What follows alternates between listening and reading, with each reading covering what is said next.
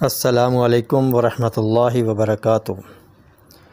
معزز سامعین و ناظرین، آج ہم پیٹ کی گیس سے متعلق گفتگو کریں گے۔ پیٹ میں ہوا کا ادھر ادھر اوپر نیچے حرکت کرنا نفخ شکم یا گیس معدہ کہلاتا ہے۔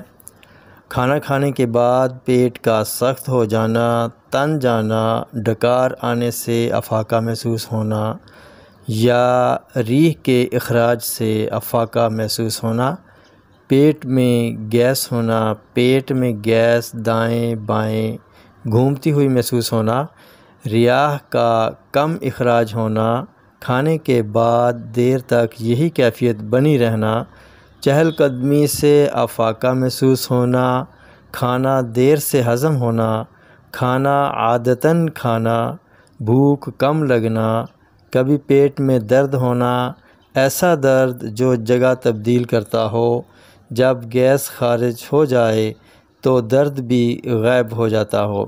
ایسی کیفیت کے لیے ایک نسخہ آپ سے شیئر کرتا ہوں، بنائیں اور استعمال کریں اور اس پریشان کن کیفیت سے نکلیں۔ تو نسخہ نوٹ فرما لیں۔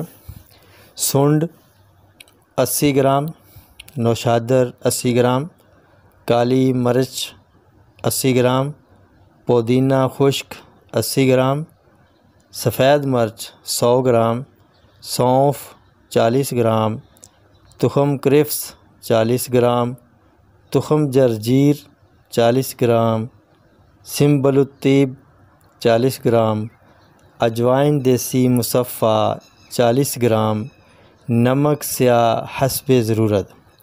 تمام ادویہ کو خرید کر صاف کر لیں، پھر ہاون دستہ سے کوٹ کر صفوف بنا لیں یا گرائنڈ کر لیں۔